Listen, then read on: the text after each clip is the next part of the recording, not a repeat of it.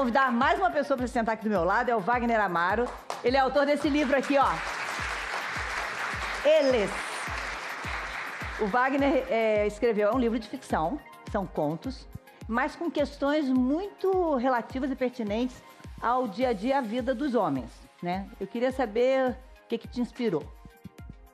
Eu comecei a escrever o livro, pensar no livro, né? Muito baseado na questão das taxas de feminicídios, crimes de homicídio. Uhum. Eu queria expressar meu sentimento em relação a isso. E usando a ficção. Então, isso foi o primeiro mote. E escrevi no ano passado também.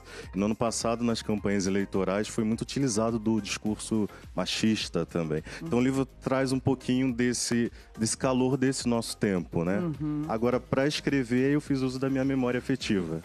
Então, eu peguei a lembrança da minha história com meu pai, a minha relação com a minha mãe, com os meus irmãos, e muita coisa que eu fui ouvindo de amigos durante a vida toda. É claro que o livro é ficção, então meus amigos podem ficar tranquilos, não tem a história deles aí. Mas... Exatamente, mas tem de que maneira aquilo te impactou. Você teve uma relação difícil porque seu pai e sua mãe tinham uma relação difícil em casa. Sim, eles tiveram uma relação, foi um casamento que durou uma década, mais ou menos, não é um casamento tão longo assim.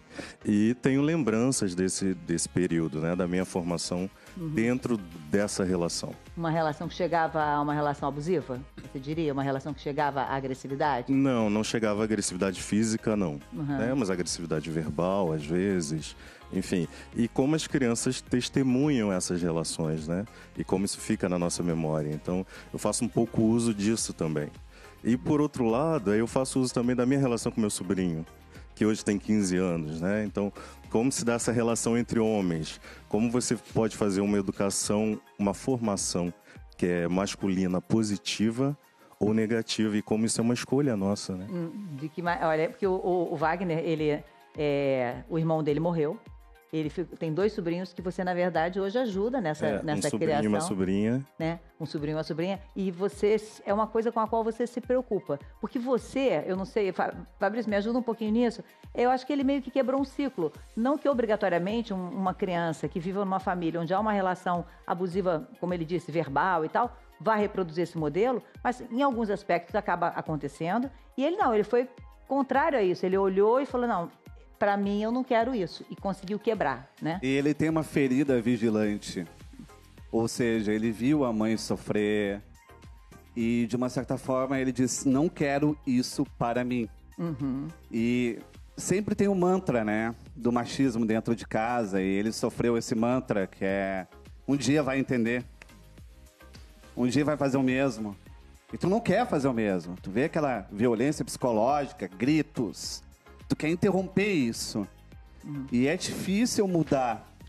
Por mais que a gente pense que o homem está mudando, ele ainda não está mudando. No todo, né? Aí todo mundo diz, eu tenho um homem sensível em casa porque ele cozinha, ele passa roupa, ele ajuda nas tarefas. Não! Tem que se perguntar, o homem sabe ouvir? Ele é gentil? Ele é sensível? Mas muitas vezes, até sem perceber, você não treina muito os meninos para serem sensíveis, para terem coragem de chorar, porque para chorar tem que ser muito corajoso, para abrir o coração e falar dos seus sentimentos. Acho que isso é um exercício que é tão pouco feito com meninos que talvez isso dificulte na fase adulta que esse homem se descubra dessa maneira, né? O homem não diz para um amigo que ama. Ele tem uma grande dificuldade de dizer eu te amo para um amigo, porque pode parecer afeminado. Ele não diz. As meninas dizem uma para as outras, entregam bilhetes. O homem não exercita melhores amigas o amor para sempre. Pelo mesmo sexo. Ele não faz isso. E isso que em outras culturas o homem beija o outro homem. É muito uma questão cultural. Você, de alguma maneira, Michael, sentia uma pressão em criança por ser assim, por ter um perfil um pouco mais do que a gente imaginava antigamente do que seria ser um homem? Então, com base no que você disse em relação a essa construção de que a gente tem que ser potente, forte, não chorar e ser o homem mágico, ainda mais assim, se tratando na relação como homem negro ainda, falando. Que, historicamente, a gente vem vivendo dogmas de tradições escravocratas de que temos que ser, tipo, potentes e fortes e não choramos e não mostramos nossas fraquezas, quando na verdade a gente tá aqui vivendo todas as pancadas do machismo, com um mix do que vem do racismo também, que é essa construção do homem negro animalizado, né? Tipo, que a gente é até viril, assim. Sempre lugar, fisicamente, né? E que coloca a gente até em um lugar de privilégio, assim, se tratando, tipo, em relação a relações, né? Enfim, homem e mulher. Só que, às vezes, a gente não vai conseguir alcançar essa expectativa, sabe? E o estigma, né? A gente não vai bater de frente. E quando bate de frente com isso, né? a fraqueza vem, cara. E aí acho que a gente tem que ser humano a partir daí, né? Sei lá. Talvez a gente tenha evoluído na demonstração particular. Mas a gente não evoluiu na demonstração em grupo. O homem ainda é machista quando está convivendo com outros homens. Isso pode ver nos grupos de WhatsApp, né, pela pornografia, pelas piadas, por tudo. E a conveniência, né? E querer ser entendido. Tu tem que ser muito corajoso pra dizer, olha... não consigo rir disso. Eu não penso assim. Existe uma necessidade de se provar homem, né, durante toda a vida. Isso que eu acho que é uma prisão, de certa forma, porque desde quando você é criança e você não pode chorar, e até na velhice você continua tendo que provar que você é homem. Ou seja, até o homem é vítima do próprio machismo, né? A gente o André foi pra rua conversar com grupos de rapazes, de homens que estavam passeando, se divertindo. Falou sobre esses temas, sobre essa cobrança dessa masculinidade que a gente colocou no nosso imaginário, né? Eu andava até mais pessimista, claro, né, em relação a essa questão. Eu saí de lá um pouquinho mais otimista, Fátima, porque eu fui a um bar na Zona Oeste aqui do Rio, conversar com eles. E aí eu esperava ouvir o discurso do tipo, não, eu não sou machista. E negar o machismo, acho que é o pior caminho, porque todos nós somos machistas, em menor ou maior grau, né? E aí acho que quando assume, e eles estão assumindo isso, acho que é um enorme passo. Se assumir machista, é a partir daí você procurar um caminho. E todos nós estamos nesse caminho, né? Ficar mais vigilante, né? Mais vigilante. Então vamos ver lá. Vamos ver como é que foi. Com licença do nosso poeta Fabrício Carpinejar, estou aqui escrevendo em alguns guardanapos. São temas para a gente conversar especificamente com eles. Sim, os homens. Se chegasse em casa dizendo que tinha apanhado, como é que era? Eu apanhava em casa. Quem chegava em casa, apanhava, tinha que falar que bateu. Até quando não batia, tinha que falar exatamente para não influenciar mais ainda. Acabar apanhando em casa, né? O que mudou para hoje em dia? Hoje em dia é uma conversação no colégio, na escola. Os pais retornam mais à escola para poder saber o que houve. Você já chorou no colégio, por exemplo? Muito. Olha, pra mim é bem difícil, cara. Esse negócio de chorar, nem quando parente morre, essas coisas assim também. É a minha primeira namorada. O que os amigos disseram? Rapaz, é complicado. Zoaram. Muito. Quem aqui é bom em tarefa doméstica, dos três? Como é que é? Eu lavo uma boa louça, cara. Deixa a louça comigo, vai passar comida, lá vai contigo, mas a louça é minha. Essa parte eu peco, porque eu realmente não sei fazer nada. Não sei cozinhar, não sei passar, não sei lavar, sim, até eu sei, mas... Isso que é um tabu, principalmente lá em casa. Eu assumo que eu não faço nenhuma tarefa doméstica e eu venho de uma família muito tradicional, que se diz, né? Então, a gente nunca tive o costume de fazer. Ou minha mãe fazia, minha avó fazia. Lavar, passar, só não cozinho que não é padrão. Nessa discussão não cabe muito machismo e feminismo. Eu acho que é mais bom senso de companheirismo do casal. Você tá num grau mais evoluído, assim. Eu confesso que eu sou bem relapso. Dá pra ver, né? Dá pra perceber. E assim, a sociedade cobra muito da mulher que esteja sempre bem, bonita e tal. E o homem não é bem assim, né? O homem, sim, ele tem o seu cuidado, mas, cara, não chega nem um terço do que a mulher faz. Sou bastante vaidoso. Você faz, Thiago, assim, de vaidade mesmo? Perfume, hidratante. Hoje o homem tem que ser um cara mais volátil. Antigamente ele é muito o cara do lar, que tinha que trazer o provedor. Hoje em dia eu acho que o trabalho do homem é cuidar um pouco da casa, cuidar um pouco dos interesses da família também.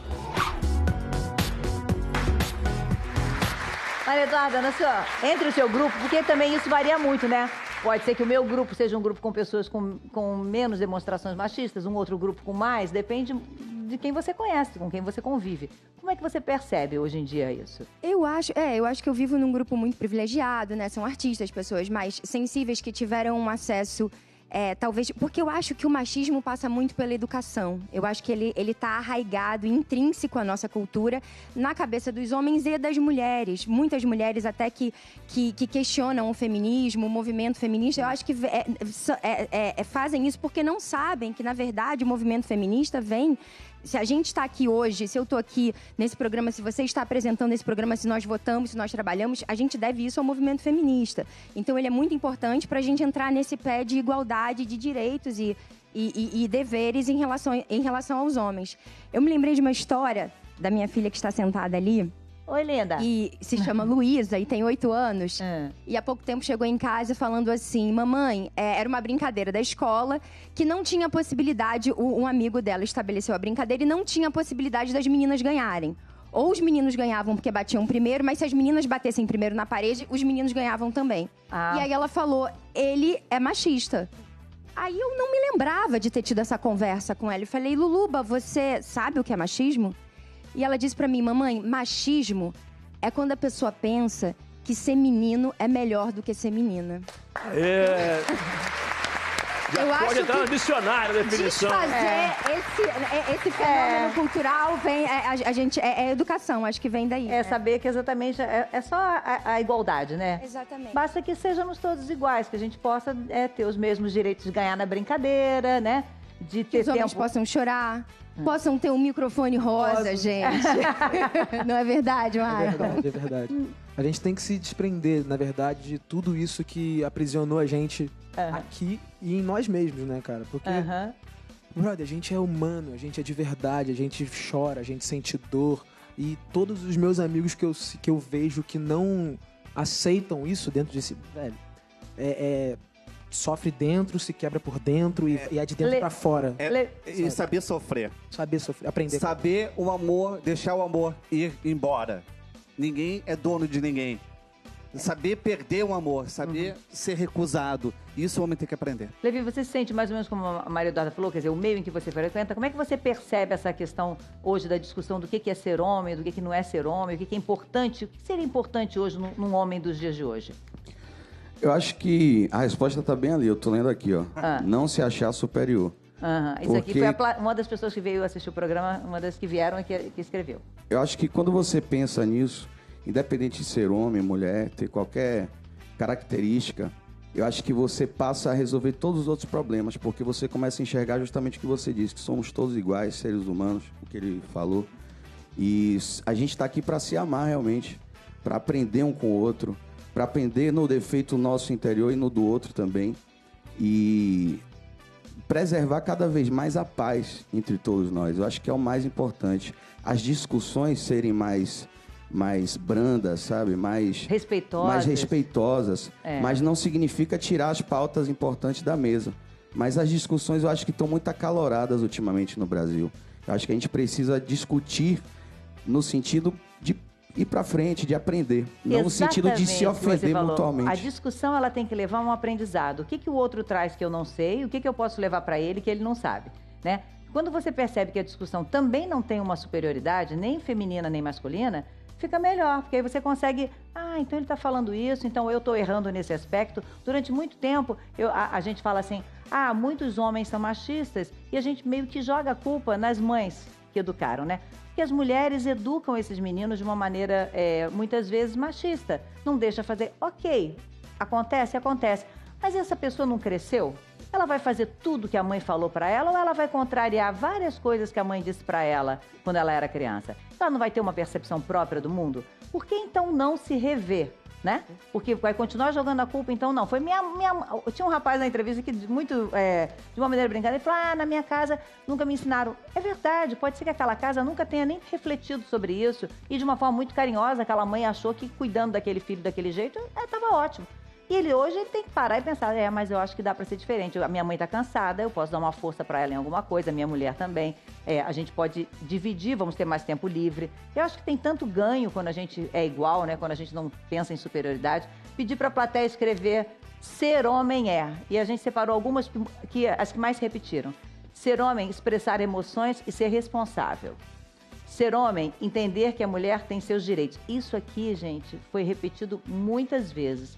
Ou seja, muitas mulheres que hoje estão aqui, que não precisavam assinar, têm a percepção de que elas não têm os direitos respeitados. Então, isso é como a gente ainda precisa falar sobre isso, né? E falar de uma maneira não acalorada, não desesperada mesmo. Falar para que se chega a algum lugar, senão não adianta.